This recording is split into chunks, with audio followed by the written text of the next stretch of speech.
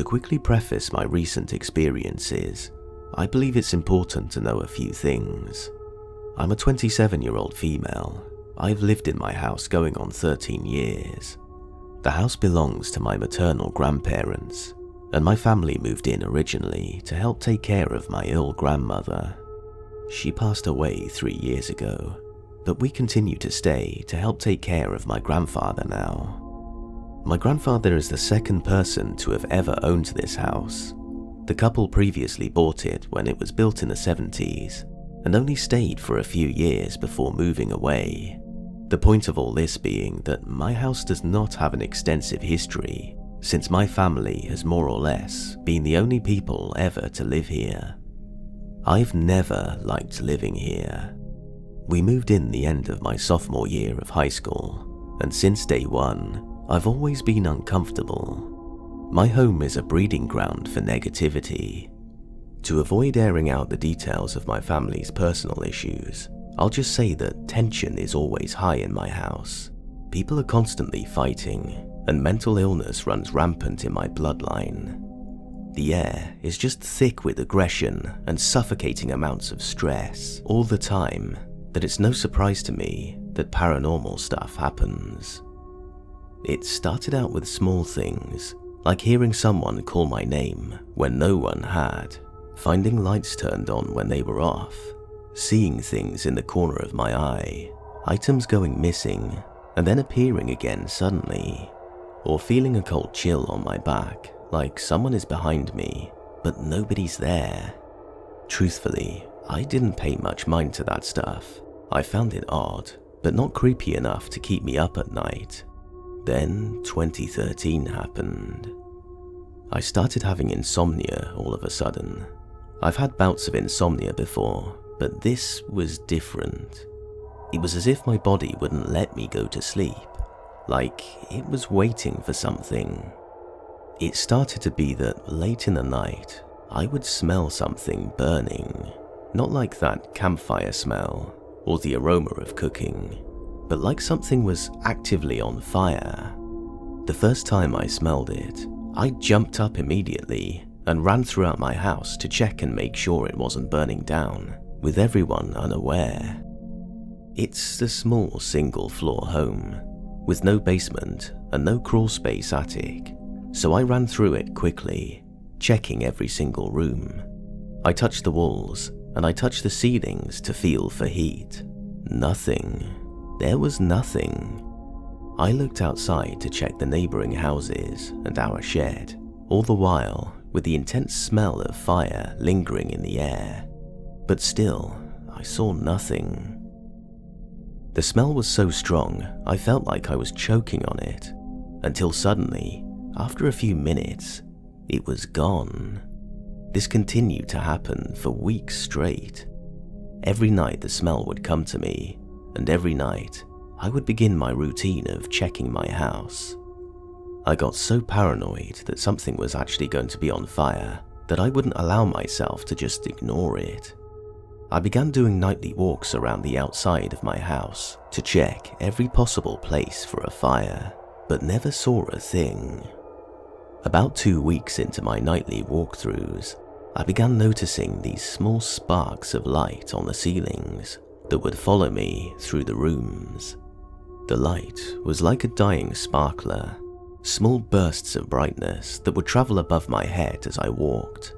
The light didn't appear every night, and only manifested when I would smell the fire. The light also would never follow me into a room when I had completed my nightly rounds. During this time, the frequency of whispers I would hear during the day and things going missing increased. I began hearing soft sighs and whimpers outside of my window at random times of the day, not identifiable as an animal or a person. But once again, I would check with no discoveries. These activities, though weighing heavily on my mental well-being, grew mundane and somewhat predictable. Things, however, grew worse in time when I began seeing the people. The first was a little girl in my kitchen. One night, I headed to grab myself a snack and I turned the corner to step into my dark kitchen. The clear figure of a girl stepped directly in front of me in the doorway. Although there were no recognizable features, I knew she was a child with long hair and wearing a dress from her silhouette. She approached me so closely and so suddenly that I gasped and instantly reached for the light switch to my right. Not breaking my eye contact with her dark shape, I watched her vanish right before me when I flicked the light on. Another was a man that stood in the corner of my room. I only started noticing him after the little girl. For many nights, I kept him in the corner of my eye, never daring to look directly at him. He wasn't there every night, and he wasn't there all the time. There was no continuity in his appearances. He was only ever there when I was laying in bed, and always only in the far right corner of my room.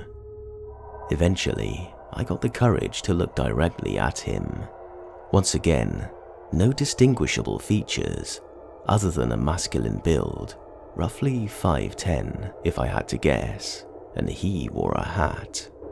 When I'm laying down, my feet are in line with the door to my room directly in front of me, but his body was always angled perpendicular, facing the door rather than me. Although his presence made me nervous, he never moved. Truthfully, the only one who terrified me was the man at the end of my bed. He frequented more than the little girl, but less than the man in the corner. I always felt him before I saw him. Looking at him made me dizzy, so I tried my best to keep my eyes closed until I felt he was gone. He was tall, slender, and the most distorted out of them all. He always stayed at the foot of my bed, but it varied if he was directly in front of me or not. Occasionally, he would lean over, sometimes a little, sometimes a lot, but he was always staring at me. I don't like to think of him. It makes my stomach sink and my chest heavy. For months in the year of 2013, my nights consisted of variations of all these events. A few times, all three would appear to me on the same night, and only once did the two men appear to me at the same time. But as quickly as everything had begun, it stopped. I didn't see them anymore. I didn't smell the fire or see the lights on my ceiling. I always have, and probably will, hear the whispers though. My life has changed so much since then. I put myself through many years of college, established my career, got a great job, and have been saving for my future. But something has changed over the last 2 months. Due to the pandemic, I've been laid off and have spent the last month and a half almost entirely at home. About 3 weeks ago, I saw the little girl again, but this time she was in the reflection of the mirror at the end of my hallway. The mirror is floor to ceiling in length. Though it was during the day, the hallway was dark. She was standing behind me in the reflection, but when I turned around, she wasn't there. Twice last week, a cool shiver running down the length of my spine woke me instantly from my sleep. Occasionally, I'll feel this presence at the nape of my neck when I walk through my house, and just 3 nights ago, I saw him again.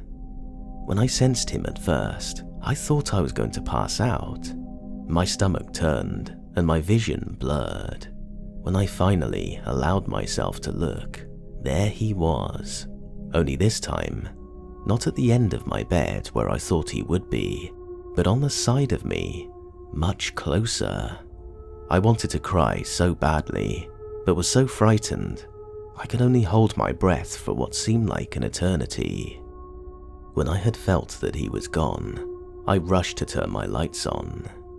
I'm filled with nothing but dread and anxiety. Every night since then, I sleep with the lights on. And even though I'm doing everything in my power not to see them again, I can't help but notice when they're around. I don't know why they came to me last time, and I don't know why they're coming to me now. But most importantly, I don't know how to make it stop.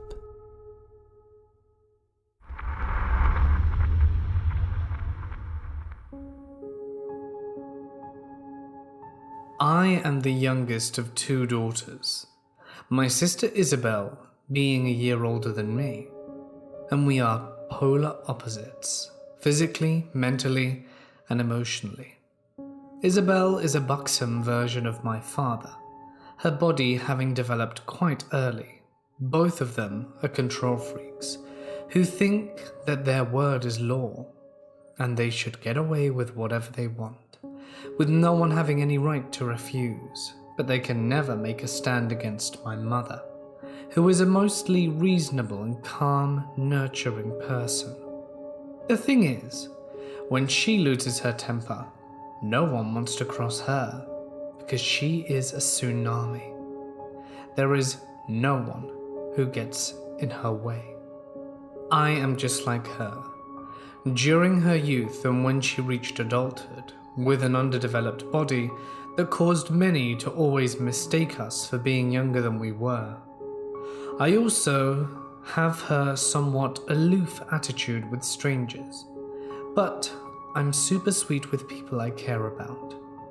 I also have a habit of ignoring those who try to get on my nerves, but with my mother's temper, which both my father and sister disapprove of, since I made it clear that I won't let anyone control me, although I do respect my parents very much. This first story takes place when I was about 12 years old. I'm 34 now, but the memory of that time is still one of the most vivid and frightful memories I have. And whenever I try to talk about it with my sister, she freaks out because she doesn't want to remember. I don't know if these 2 incidences in the story I'm about to tell you are related or not. We used to live in a flat situated on the ground floor of the building that we moved into, and often felt like we weren't the only ones residing there.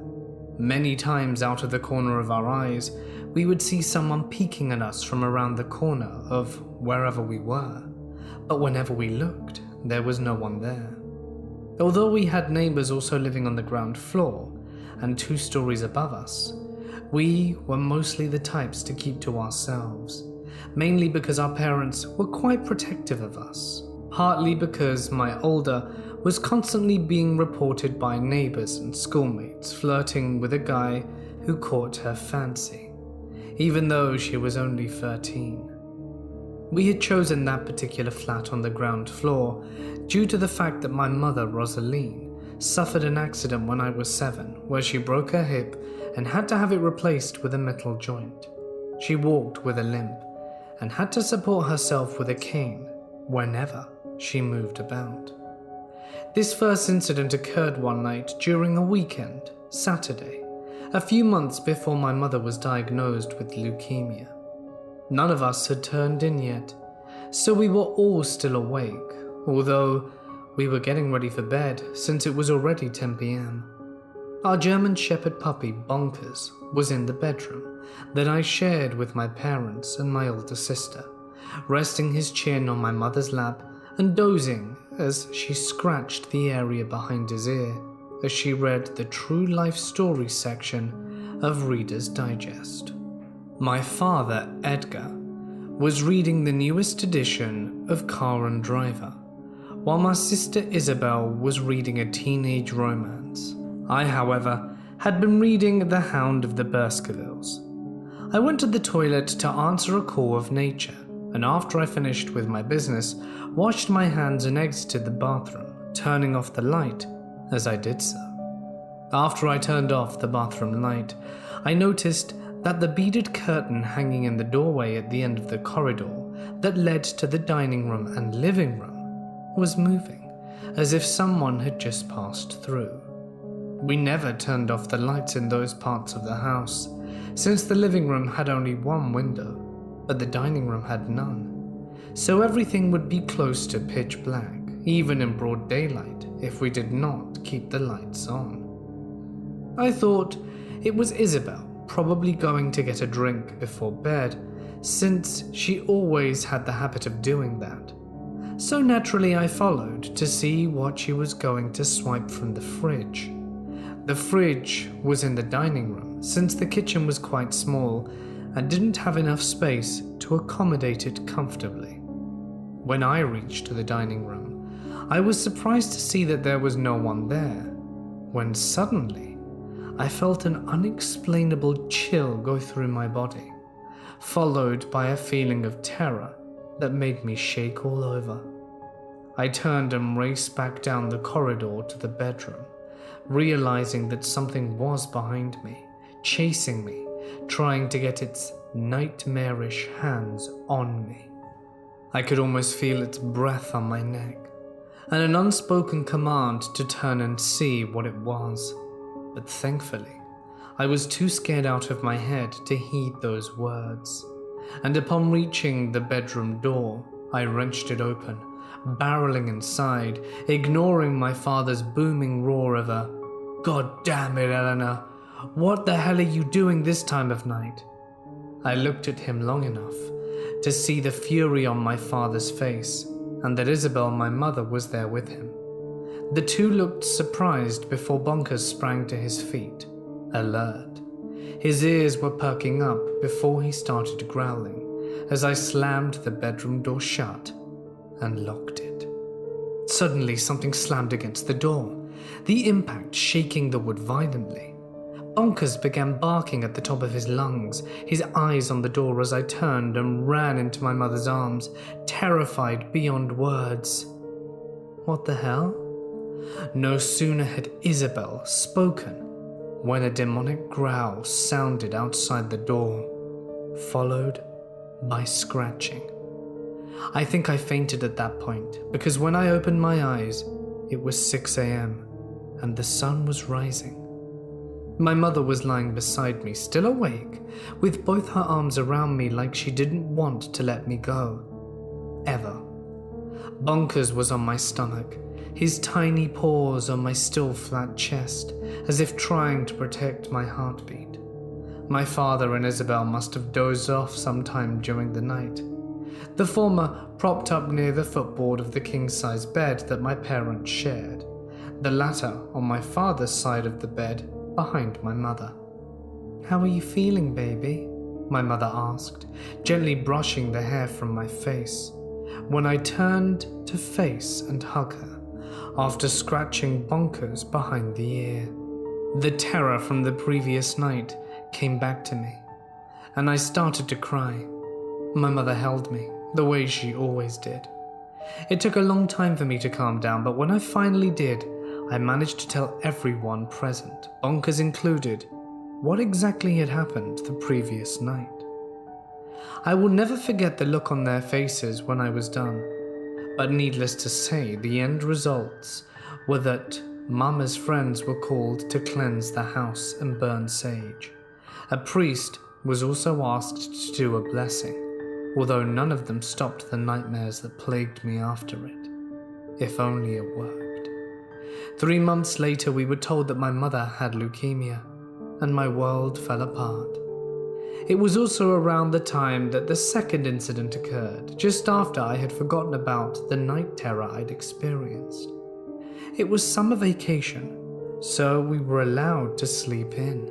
My parents left for my mother's checkup one morning around 8 a.m., and I was asleep on their bed, which is right next to the double deck my sister and I use.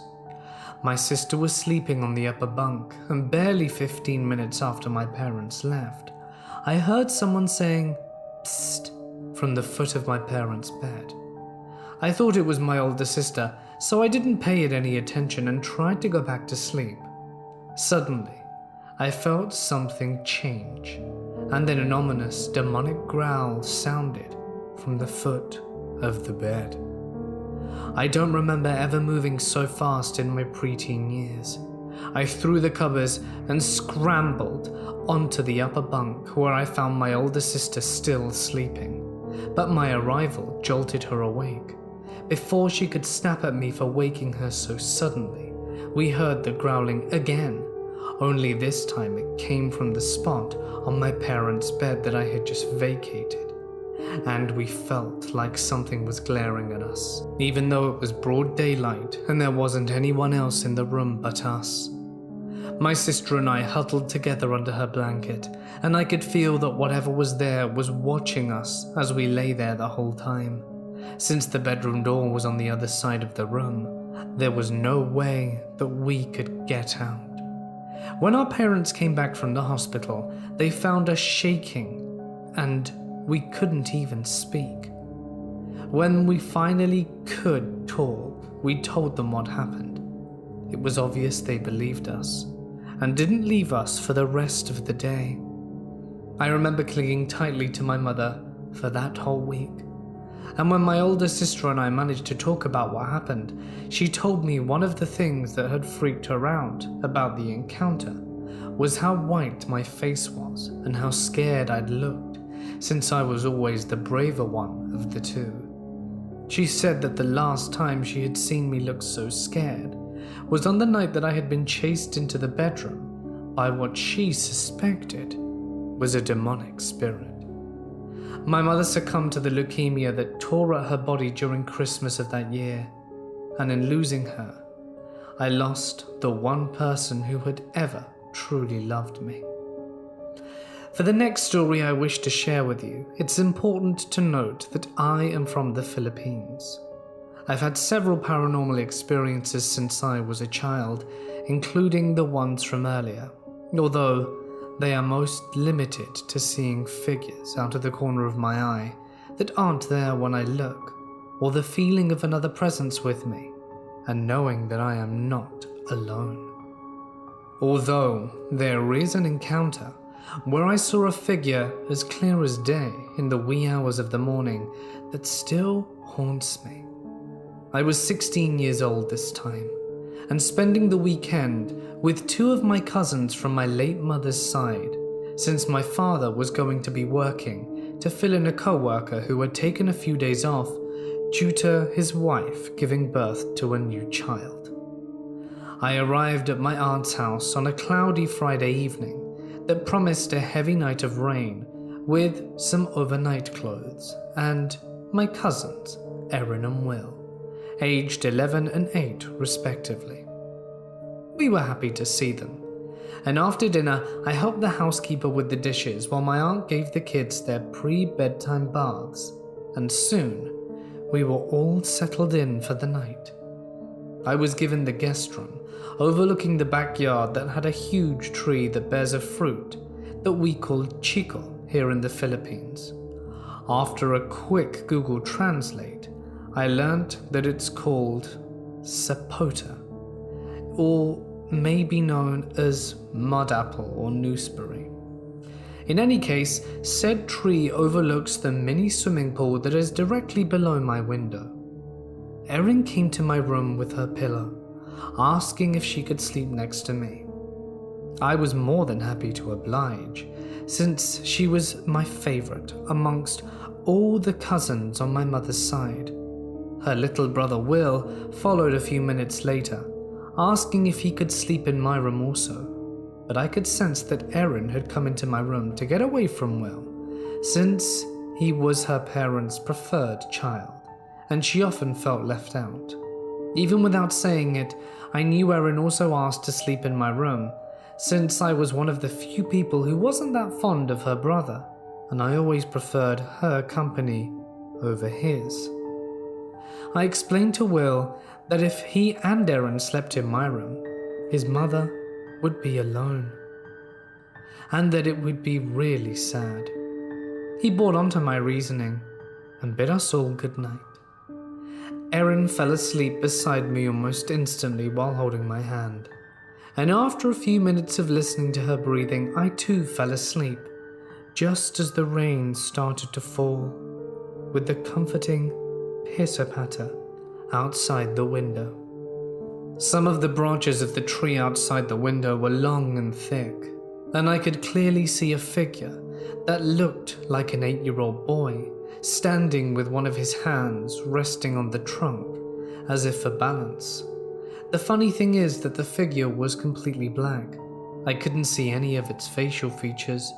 The only distinguishable detail I could make out, aside from what I described earlier, was the figure's short but somewhat unruly hair. Although I could see the figure's face, I could feel its eyes on me the entire time. I don't know why, but I wasn't scared, and my mind was completely blank. Probably because I was still sleepy, even though I knew that what I was looking at was real. After returning the figure's gaze for a full minute, I gave it a casual wave to say goodnight and lay back down beside Erin. I fell asleep as soon as I closed my eyes. When I next opened them, I found that it was 7:30 in the morning, and everyone else was only just starting to stir. Remember the figure from 3 a.m.? I sat up slowly, careful not to wake Erin, and looked at the tree that was now bathed in sunlight. The figure was now gone. I didn't speak about the 3 a.m. encounter, since I knew that Erin specifically was terrified of ghosts. However, I told my father when he picked me up Sunday afternoon. He didn't say anything, but I could tell that it troubled him so. He told me to draw the curtains next time I was asked to sleep over, and I always closed the curtains at home. But since Erin had asked to leave them open when I slept there, I had obliged.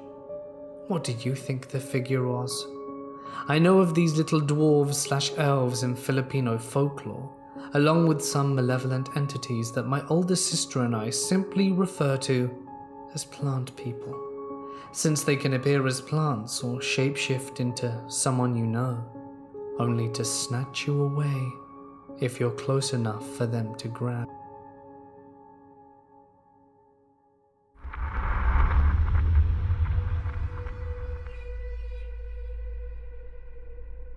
I grew up in southern Pennsylvania, not far from Gettysburg.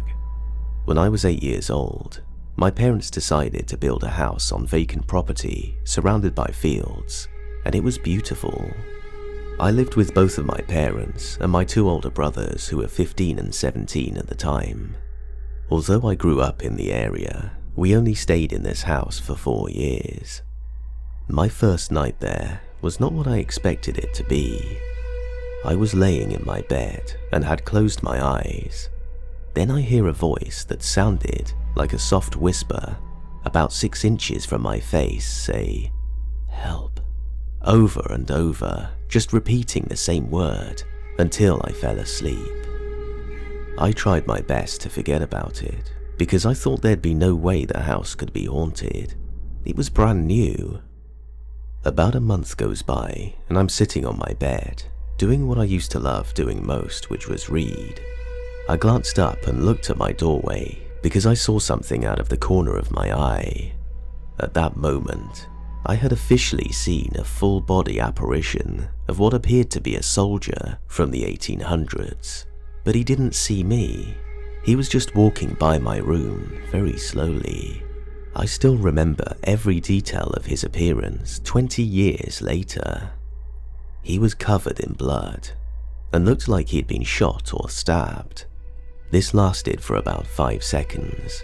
Still being creeped out, my curiosity got the best of me, and I walked out of my room and searched all over the house, but found nothing unusual.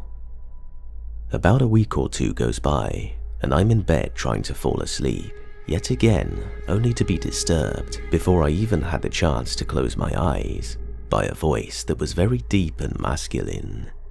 I couldn't understand a word it was saying because it was speaking in a different language.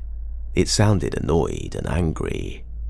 It happened every night at exactly the same time for 2 weeks before it suddenly stopped. After that, I had a night terror. I'm absolutely terrified of spiders. I had woken up in the middle of the night and I could see what looked like a tarantula crawling on me in bed. I swear it was there. I definitely saw it. I was panicked. My dad came in the room to check on me, found out everything was okay. Before I could fall asleep, I heard what sounded like 2 men laughing right next to my bed. At this point, I was getting used to messed up things happening.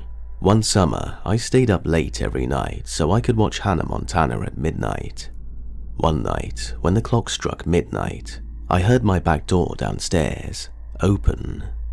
Then I would hear a woman say my name, as if she was calling for me. I'd hear the door shut, followed by footsteps. Then there would be silence. It happened every night for almost 2 months. It never failed. It didn't even bother me at that point. I knew it wasn't my mother because she worked 12-hour night shifts at the hospital almost every night. There were no other females around. But one night, it stopped altogether. I was up at midnight and nobody had called my name. I went to sleep and everything felt peaceful. I woke up to the sound of someone knocking on my bedroom door. I looked at the clock on my cable box.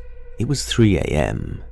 I assumed it was one of my brothers and told them to go away, but then the doorknob started turning, but it wouldn't open because the door was locked. I have always slept with my bedroom door open, always, and I definitely wasn't the one who locked it. The knocking and doorknob rattling went on for what felt like forever, then it stopped. A few minutes later, I hear what sounds like scratching at the door.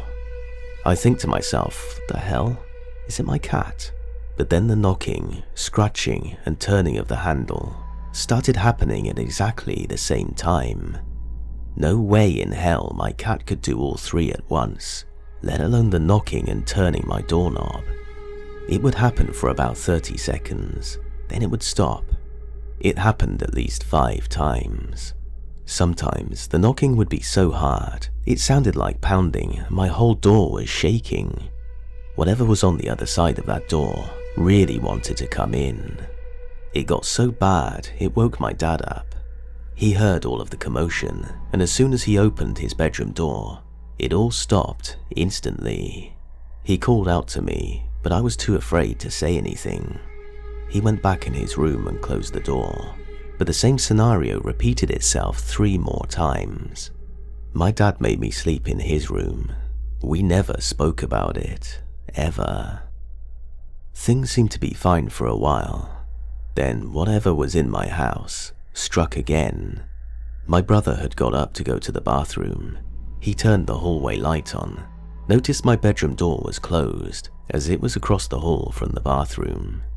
He comes out of the bathroom and the hallway light is off, and my bedroom door was wide open. He looked inside my room and saw me still sleeping.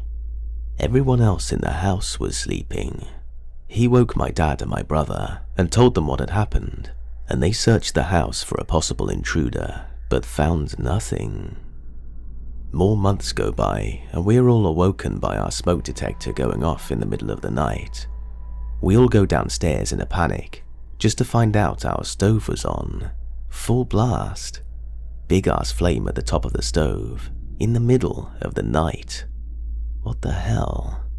One day, it was just my father and me. My mum was at work as usual. My oldest brother was at work, and my other brother was at baseball practice. I'm downstairs, but I hear what sounded like somebody running upstairs. Forgetting that both of my brothers aren't home, I go up the stairs and see someone run into my brother's room and slam the door.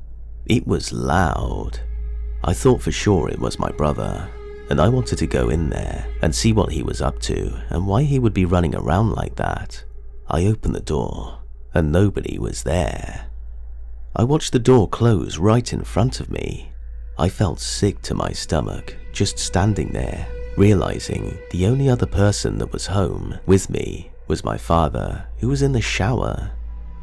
I continued to see weird stuff all of the time.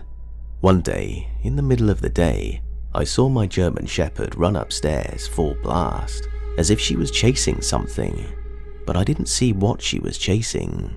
Whatever it was went under the bed, and she was viciously growling at it. I thought it was my cat until I saw him sitting on top of the bed, who appeared to be sleeping until we burst in. One night, my cousin was spending the night. We were walking through the living room, when she saw the reflection of another person in the glass of our big bookcase. Another time, we were in my backyard, and she told me she saw somebody looking at us through the window on a few occasions. And it definitely wasn't anybody we knew. My brothers almost never had friends over, so that was not a possibility. I remember one day I was walking down the basement stairs. When I got to the bottom of the stairs, I saw what looked like another apparition. Except the apparition looked exactly like my oldest brother, but it also didn't look human. It was almost white and blue, and his eyes were pure black. When he saw me, his eyes got really big and looked terrified and ran away and went into the crawl space. I ran my ass upstairs to find my brother wasn't even home. I never went back down there after that. A few months later, I was with the same brother, and we were in the living room watching George Lopez late at night. I'm into the show, but he muted the TV. He looked at me and said, "Did you hear that?" I told him no, I didn't hear anything. We sat for a minute. Then, I heard it. Together, we both heard footsteps coming from the basement stairs. My brother grabbed a baseball bat, and we went to the basement to investigate, but to no avail. The rest of our family was sleeping upstairs. The next night, my mum was up late at night sitting at the dining room table doing whatever it was that she was doing. Around 3 a.m, the shelf in the dining room wall fell off the wall and put a hole in the wall that was directly adjacent to it. We looked at the nails in the wall that held the shelf up, and they were still perfectly straight. We moved out of the house when I was 12. I still experience paranormal things, but not anything that comes close to what we dealt with in that house. I believe there were a lot of spirits there, and I'd love to know about what happened there previously to cause so much activity. We were a regular church-going family. If there was anything demonic there, it just pisses it off even more. Part of me always wanted to reach out to the current owner and ask them if they've experienced anything, but I don't want to creep them out. I have never thought of it being an old battleground, but it would make a lot of sense.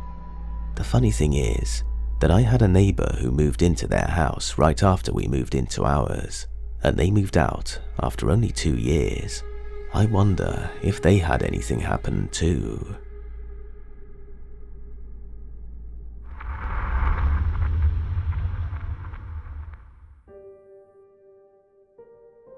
My grandpa was the best man I have ever met. He was like a father to me as a child, as I didn't have one of my own, or one that wasn't a psychotic Marine Corps drill instructor. He would play pranks on me as a child until my teen years. He would mess with me until the day he died, and he would try to scare me, poke my ears when I was sitting in front of him, and just play jokes on poor, unexpecting people. About 2 years ago, he met up with some friends that we lived next to in Alaska. He hadn't seen them in about 18 years, since I was a baby. My grandpa was in the army as a paratrooper, and the friends he was meeting on that day were also stationed there, and he was bunkmates. Even back then, he would pull pranks on the rest of the guys. My grandfather met them in town and had a great day. He showed them around, showed them Fort Knox and everything his little town had to offer. He took them to the mall and then out to eat. Normal friend stuff. However, there are photos that add only mystery to the story. In the photos, you can see him and my grandma side by side, and then the old neighbor's friends that he used to hang out with. But as the day goes on, you can see my grandfather's face turn from happy to sour. And in the last photos, it almost looks like he's looking into the distance and sees a ghost, as he's got a terrified expression on his face. I have only seen this face when he first wakes up in the morning. Pure fear. He probably has nightmares of everything he had to do while in the forces. He could never tell me, classification issues and the like. But he told me he made the mistake of looking into the eyes of the man whose life he ended, and that it would haunt him forever. He had horrible PTSD and would often sleep with a police scanner under his pillow. That he said it reminded him of military radios and helped him go to sleep. I thought this only brought more misery, but there's more on that coming soon. You see, my grandfather loved to smile, but that day he seemed off, looking into the distance, concerned, like he sees a ghost of some sort. A few hours after that photo was taken, he went home, sat in his favorite chair, turned on his favorite show, and told my grandma he was taking a nap, as he was feeling exhausted from that day. He never woke up. He was pronounced dead when the medics arrived. It hurts to this day, but I don't think his legacy stopped in that chair. He died at the end of March, and his funeral, fittingly, was on April 1st. Even in his casket, he looked like he was smiling, as if he was gonna jump up at any moment and say April Fools and play a big joke. Even before that, when we had to confirm the body in the morgue, he looked like he was smiling and ready to jump up and mess with us. Here's where everything gets strange though. My grandma started having really vivid dreams with him, which is not uncommon for someone who just lost a loved one. After that, on their anniversary, my grandma got a phone call. The call was from my grandpa. It had his face, his number, his contact. This is coming from her. She's never lied. She said she immediately looked at his phone, and that it was still plugged in above the fireplace in the living room. Still had service and everything. She was so freaked out, but answered the call in hopes that she could talk beyond the grave. She said all she could hear was static, and then she heard a loud pop and the call ended. She will occasionally get calls from his cell phone, but she never answers it anymore. I arrived at my grandma's house earlier this year to help her in the cleaning of the process of her house. Her house is in terrible condition since a natural spring, right where the previous owner ended his life, mind you, sprung in their basement and has flooded all the way to the stairs leading into it. The water has been pumped out, but there is black mold covering everything. The place looks like an abandoned fallout shelter that got destroyed in some sort of blast.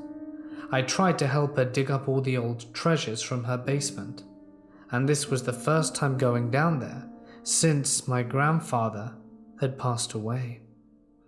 I already had reservations about the visit because my mum told me on her visits that my grandpa will mess with her, turn off lights, close doors, footsteps and whatnot, but I never expected anything to happen to me. The house had a whole new feel to it. It felt heavy, besides being partially destroyed. Every room appeared to have a bug infestation of some kind, which my grandmother didn't seem to mind, as she loves ladybugs. Not even in the first 30 minutes, my grandma tells me to grab my old house slippers from my old room. She tells me they're in the top drawer and she put them in there yesterday. I wanted the slippers because my grandma had cats, and those cats weren't very tidy if you know what I mean. I walk into the room, turn on the light, and I open the drawer only to find that nothing is there. I open a few drawers and find old toys from where I was a kid, but no slippers. I tell my grandmother that nothing is in the drawer, and my mum walks into the room and opens the drawer only to find nothing inside either. My grandmother makes her way into my room and proceeds to open the drawers. She struggles as if it's heavy, and then it swiftly slides open. The drawer is no longer empty, but filled with old books, board games, toys and trinkets. And finally, my slippers, laying atop of everything. My mum and I step back in astonishment. The drawer had absolutely nothing in it, but has somehow magically filled itself with everything. It almost resembled a magic trick done in Vegas. It took a while to get rid of the weird vibe I had from the magical drawer, But I did start noticing things around the house that didn't make sense in the following days. My grandmother would have things laid out that went missing, only to be found in the exact same place they were left. I found an old bottle of my grandpa's cologne in my bag. Lights would blow or turn off. The barn/shed areas of the garage would open and close by themselves, even with the batteries taken out of the remote, and you could hear footsteps, hear loud wind on the windows when there was no wind outside, and constantly have strange dreams. On the last night I was there, I had a strange dream that I documented. In the dream I was working on my grandma's computer, as she was walking around doing random cleaning things while my mum was on her phone texting on the couch. We were all in the living room, and I walked into the kitchen, in the other room, only to find that the basement door had been turned into a large dining room area, and the dining room was still a dining room, but I didn't think much about it. I filled a glass of water and looked out the kitchen window into the large field behind her house. There was a car, a green car, a '69 Corvette Stingray, that drove through the backyard from the driveway and parked itself in the grass. I turned around and asked my grandma if one of my grandpa's friends drove a Corvette.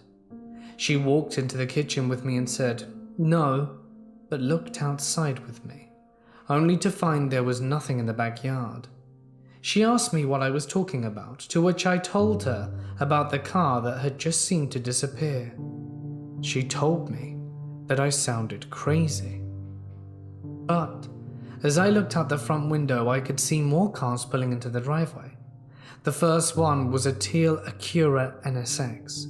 The second was a bright white color Porsche 911. And the third was some sort of red muscle car that I couldn't pinpoint. All three pulled into the backyard and disappeared. My grandma said that the ghost of the house was messing with us, to which I replied, "What ghost?" So she told me about 2 twin girls that died in a fire in that house, that haunted and supposedly played jokes on people. We didn't even stop to think whether or not it was my grandpa. I walked into the other room, and my grandma told me to come back quickly. I ran back, and we heard footsteps in front of us. She told me it was the little girls trying to lead her to something.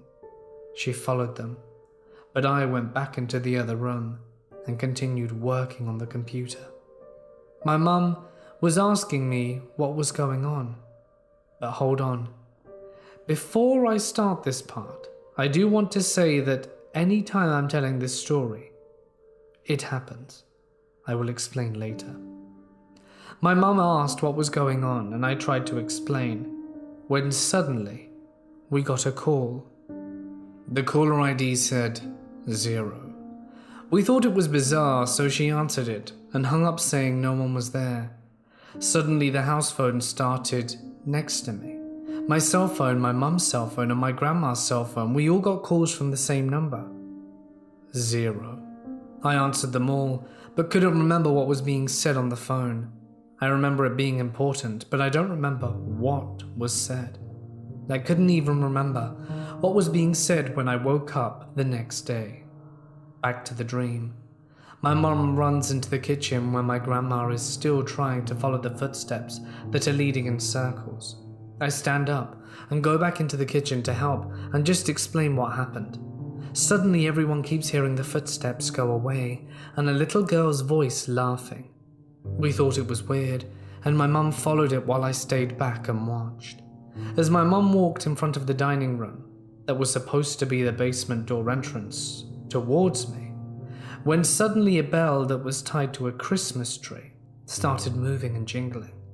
I told everyone to stop as soon as I heard it, and told them that this wasn't 2 little girls playing games, but that it was in fact my grandpa.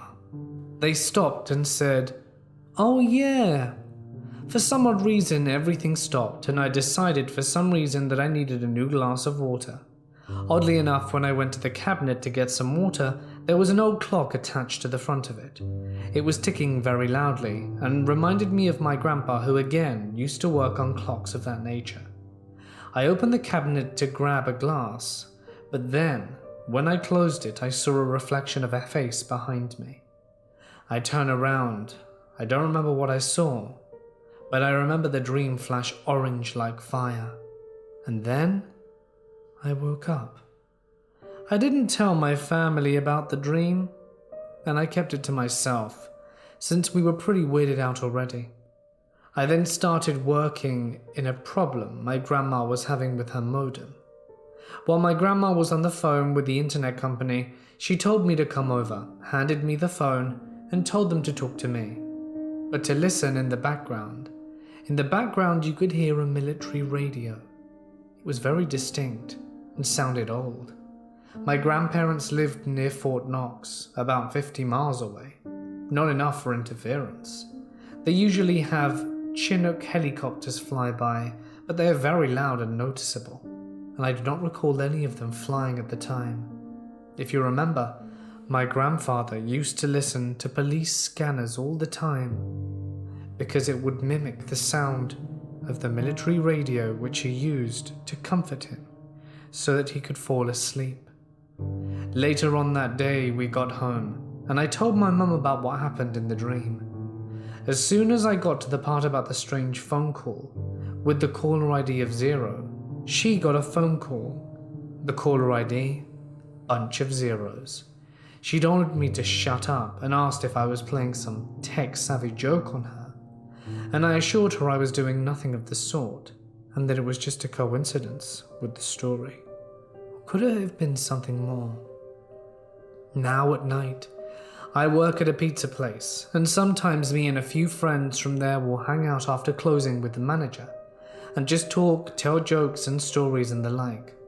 However, I got to this story, and as soon as I was talking about the phone call, my phone rang. Luckily, it was just my girlfriend, wondering where I was, but as soon as I hung up, I told people about what happened with my mother, and then the phone rang again. This time, it was the store phone. The caller ID said unknown, which isn't uncommon where we work, and it usually means prank calls, but this was 1 a.m. on a Thursday morning. Everyone in the city knows that we're closed. I answered it, put it on speaker, and you could just hear static along with heavy breathing. I made everyone in the store take out their phones to prove that they had not made the call, and all phones were cleared as the phone line kept going with the breathing. Suddenly we got more interference that sounded like police radio, but only very briefly, and then it was gone. But it wasn't heavy or intentional, the breathing. It sounded like someone was breathing out of their nose and into a mic unintentionally. My co-worker asked who it was, but of course, there was no reply. Then I said, "Pa?" and immediately the line hung up. It was chilling, and I thought it would be best if we all stopped sharing stories and just went home. I'm not sure what it was, something malicious, or, as I hope, could it be my grandfather? I also want to add that I did get a phone call while typing this out, but it was from a telemarketer, nothing spooky, unless that is what you fear.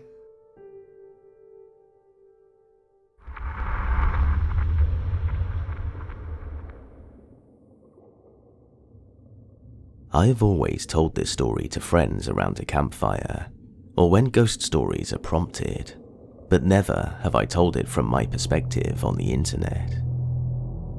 I've always been a huge skeptic, never seen a single paranormal thing in my life. I'm a see to believe type person. The most I believe in is karma. I've never formed myself to any religion, and when I tried, it just didn't work. I was around the age of 11. My sister was around 8 years old. We lived with our parents in a quaint little neighborhood. We walked to the bus stop every morning together for school. One morning, in the middle of winter, we were walking to our bus stop. She started to scream. She was hysterical. Nothing could calm her down. She kept screaming, "He's standing right there! He's right there!" We'd look around. There was absolutely nothing. We were pretty spooked, obviously, but we went on with our day like normal, and later told our parents what had happened. We started to finally ask her to describe what she saw. She had mentioned it was an abnormally tall figure, all in black, and you couldn't make out any facial features, so she wasn't sure who, or better yet, what it was. It would normally be seen off in the distance, in a window, or behind a tall tree. We were at a park one time after school, riding our bikes down a hill, and she had stopped in her tracks. It was extremely difficult to halt a bike going down a grassy hill, but she stopped out of fear. She had seen it behind one of the pines in the distance. You know, the ones where the branches are far above the average adult's head. She said, "I see him right there. His head touches the branches," and my heart dropped. I couldn't see it, but I could sense how absolutely terrified she was, and it shook me to my core. We immediately turned our bikes around and headed straight home. Over time, it became the normal. She started to have more frequent visits from this tall figure, and we started getting really worried. We shook it off as a joke at first, or maybe she wasn't all there, but the way she described how she felt when she saw him gave us a bit of truth to her stories. Our grandfather had just passed away, so we figured with losing him, it triggered something in her. At the time, we were attending church. We'd go for youth nights after around 7 during the summer. We'd play outside and run around the church playing hide and seek or tag. One time, we were outside running around as usual, and she had come up to me and said, "I just saw Jason." He was a good friend of our family who attended the church. Always wore a trench coat, always had his hair slicked back. Pretty cool dude. We had come to the entrance of the church, ready to go home, and my sister had mentioned that she had seen him to our family members. They told us Jason was off on a mission in another country. They got worried and took us home immediately in case it was some kind of predator, or what we both imagined to be another visit from her shadowy friend. Here's the turning point to the story. She shared a bedroom with our grandmother. They kept the door open sometimes when they'd go to bed. Anyone else would think that's insane for this reason actually, but she started to see figures in the house. One night, we heard sirens across the street. We woke up and immediately got bombarded with phone calls from my mum. She couldn't get onto our street because police and ambulances had the road blocked off. My grandmother, my mother, my sister, and myself were all standing outside on our front yard to see if the windows had been shot out across the street. We found out the following morning the neighbor across the street from us had a home intruder, and they had shot the intruder's knees out. There was a huge gap in time where she didn't see the shadowy figure for years. Our mum several years later was diagnosed with Hodgkin's lymphoma, cancer of the immune system. We had moved to a new house. The basement was always flooding with sewage. Eventually, we had sewage coming up through the pipes, sinks, and tub. And with all the bacteria in the air, she had a very hard time fighting off infection. We almost lost her. She told us never to go into the basement. That eventually made my sister see these new horrors, most of which she won't ever describe to us. But what she kept seeing around this house was new and evil. We eventually moved from that house, and it was demolished shortly after. The last time that she ever saw the man in black was in a dream. She was around the age of 18. She said she was walking into our old basement, and she saw these little soot ball creatures on the floor. She was carefully trying not to step on them. She finally got to the bottom of the basement, and in the corner was a girl in white, crying. The girl had reached her hand out to my sister, and without any notice, she felt a familiar presence behind her. She turned around, and there was the tall, shadowy figure. He very quickly wrapped his arms around my sister and pulled her away from the girl. And then she woke up. To this day, I still get freaked out, and I get chills telling this story to others. She came to the realization the day she had the dream that maybe the shadowy figure was something she shouldn't have been afraid of, but maybe it was something trying to warn her, like a bad omen. She had first seen him after our grandfather died, before the intruder across the street, several times before our grandmother passed, a lot before our mother was diagnosed with cancer, and a lot when we lived in the house that damn near killed her. When she saw him at the church outside, we were sure someone real outside of the shadowy figure was watching us, and we feel that him being there might have been a warning that a predator was nearby. Again, I'm skeptical to this day, but whenever I tell this story, it sends chills down my spine. I always catch myself looking over my shoulder, hoping nothing is there.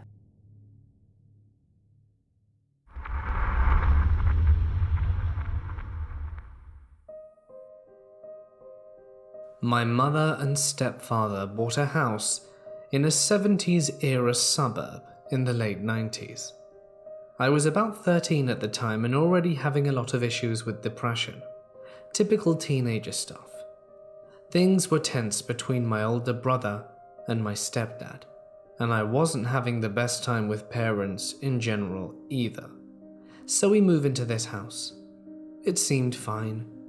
I had already had some unexplained experiences prior to this in other houses we lived in for as far back as I can remember, and I was looking forward to perhaps not having to deal with that again. Oh man, it did not go down like that. The first thing I remember was one night around 5 or 6. My parents hadn't come home from work yet. It was dark out already, being winter in Canada, and I was sitting in the living room on the main floor and started hearing muffled voices talking. It sounded like an old man and a little girl having a conversation. I could hear the gravelly tone of his voice and the high-pitched sing-song quality of hers. But as usual in these stories, I couldn't tell what exactly they were saying. I walked to the basement stairs and leaned over the railing to see what was going on. Where was it coming from? It was definitely from down there, where the dark, creepy laundry and storage room was. "Hello?" I yelled down. The voices ceased immediately. Good enough. I had no interest to investigate. It happened a few more times, only when I was alone at night. This didn't really scare me. It could be worse, right?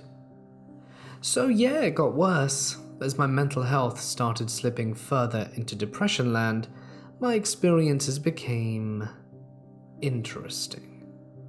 More than once, I would hear extremely loud pounding in the laundry room. It sounded like someone was throwing haymakers at the washing machine, trying to punch a hole through it. Just that hollow, metallic bang, bang, bang, over and over again. The first time it happened, it scared the cap out of me. I'm not easily startled, but it was so loud and so intense that I had to go check. The terrific pounding didn't stop until I made it down the basement stairs and stood in the doorway of the laundry room. Then it stopped immediately. I turned on the light, checked the laundry machine, and they were empty and not running. I even called my mum to ask about it. She said no one was doing laundry and it was probably nothing. The second time it happened, again I was alone. I ran down to check. This time, I was gonna figure it out. Nope, same story. It stopped as soon as I got to the door. The sound was violent and extremely loud, and I was not impressed. So I told it to shut the hell up and went back upstairs. It didn't happen again after that. So awesome. I sure told it, right? No. I was talking on the cordless phone to one of my friends. We had been chatting for about a half hour when all of a sudden this loud static noise cuts off the conversation, and a guttural voice sounded like it was gargling and talking unintelligibly for about 10 seconds, with loud static accompanying the whole time. Then it cut out, and I was back with my friend. She immediately asked, "What the hell was that?" And I nearly crapped myself. I didn't think she would hear it on her end, but she absolutely did, and described it to me before I said anything to her. So that's cool. Right on. No biggie. One night she came over to sleep. Because my parents were out of town, and because of my crippling depression, they didn't trust me by myself. So they greenlit her for staying over. Everything was normal until next morning. She slept on the couch in the living room, and I slept in my bed. I got up to go to the bathroom when I woke up that morning. When I finished and came out, I went into my room to change. On my dresser, one of my candles was lit. My friend was still sleeping on the couch, and she was not the type to play pranks. I wasn't scared about ghosts at that point. I was just pissed that something started a fire. That's just dangerous, and no one would believe me if I said I didn't do it. So I was miffed. I told whatever it was that it can't be starting fires, house rules, and it never happened again. Many times I would be laying in bed at night, staring into the dark, not able to sleep. The dark plays tricks, I know this, but this was still a little weird to me. I heard shuffling in my closet, like someone was going through a box of my stuff. The closet door was open, and I was looking in. It was dark, but I could see something on the top shelf moving. I turn on the light, and there's nothing. This occurrence kept happening at least once every week. I once woke up in the middle of the night freezing. My blankets were down by my feet, which in itself isn't that unusual. So I just grab and pull it up, but it didn't work. I yanked hard on them, and it felt like the blanket was caught perhaps. I used all my strength to pull the goddamn blanket and it wouldn't budge. At that point I got scared and decided to go back to sleep without the blanket. I didn't open my eyes during the entire ordeal, and I didn't want to. After that night, I felt my blanket slowly being pulled off me a few times, and I snatched it right back as soon as it started. Not today, asshole. So many times in the night I would wake up startled and see someone standing at the end of my bed. Whoever it was had long hair, I assume, as the head, neck and shoulders weren't defined, but it sure was male. He was huge, 6'4" and beefy. I could only ever see the silhouette, but it was always the same one. Once I watched it rise like it was coming out of the floor. That was interesting. I just rolled over and closed my eyes. Whatever, dude, creep away, I'm tired. It wasn't just the house either. It felt like it was the entire neighborhood that was a little touched. I'd go on walks at night to stabilize myself and keep myself out of trouble, but also to smoke weed and cigarettes, or drink. So I'm walking down a cement path that goes behind people's houses, like a dog walking path. People's back gates would open onto this path, and you can walk all over the neighborhood without really hitting any streets. It was like a back path maze. About 2 houses down from mine, these people had a wooden gate and a set of about 3 stairs to go into the yard. I'd sit on those stairs a lot and just smoke and chill, trying to center myself mentally. One night, I was going to sit on them as normal, and I got close enough to see. It looked like there was a 2-year-old sitting on the stairs.